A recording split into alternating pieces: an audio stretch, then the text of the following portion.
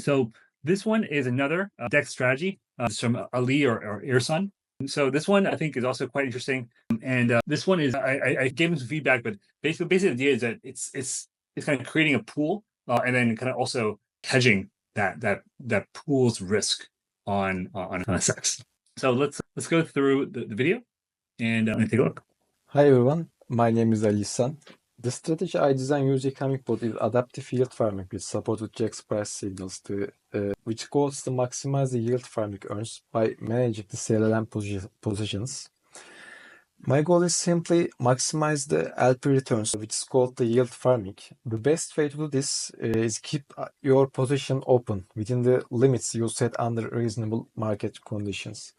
And to achieve this, what I simply do, first I check the CEX price has moved outside the range I have determined.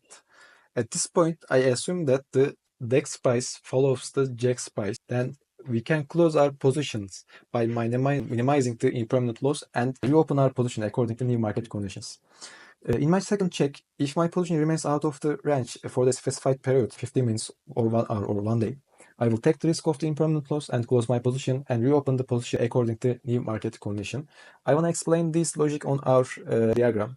On every tick, first I wait a certain interval, get the price and position info. I wait some interval time. In my code, it's a 45 seconds. And every 45 seconds, I get the CEX price and my position, pool position info. If there is no open position, first I check my balance, and if the quota token balance is my quota token balance is not enough, I execute a swap based quota for the automation, and is enough balance in my wallet, I directly open the position on due to config params. And if there's an already open position, I check the first CEX price limits exist our threshold limits, and if yes, I close the position, and no, I established my second checkpoint, which I check the out of time duration our position, which is my test config is 50 minutes. If my position closed during 15 minutes, I close the position, and then if there's no close position, I just wait the next interval and next checkpoints. And these are my configs params. I will explain and I will show my YAML file. And this is my test params. I run my Solana on Radium. I use the CEX price to Binance. My pair is Sol USDC pair, and our limits in here. I close the position if the CEX price limits exceed my pool limits to 10% above or lower. I close the position, and my position is close to is out of the range during the 50 minutes. Then I will close the position, and the pool limits 5% and slippage limit 1%.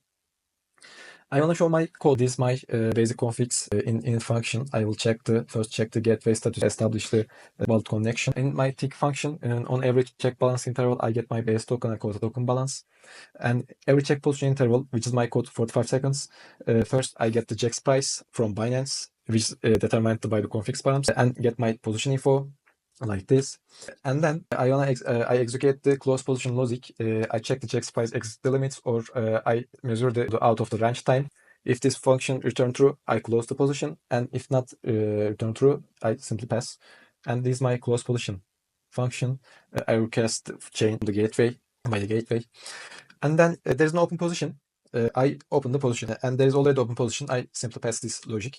First, I get the pool info, and I execute the swap tokens, which I check the base and quota token balance, calculating the necessary parameters from open the position in the pools. If there is no balance for quota, I execute swap, and then I check our limits and determine my parameters from the read to configs, and I open my position. It's my simply logic in here on the tick function, and this is my params YAML files. We can configure this, changing these parameters from the code both characteristic, this pool, and our interval times, our max close times, and CEX price thresholds. The user can set these configs files. Now I want to execute my code on leave, but first I want to show my Radium account. As you can see, there is no open position in here, and after I execute my bot, and this bot open the new position in my params due to my configs. Now I execute the positions, my bot, and this check to get the position, and there is no open position. So this bot open a new position, and we can see already sent the transaction, and the position already opened. We can see the open position in here. As you can see, the position opened by the bot, and the bot get the CEX price, and the CEX price exit the limits. This position is closed, or this position is closed out of the range during the 15 minutes or user determined params. This position close again. And this is my transaction. This 33 seconds ago, my transaction in here. And I want to show my status in Leaf. This is my Jack's price, this is my params, and these are the positions info in here.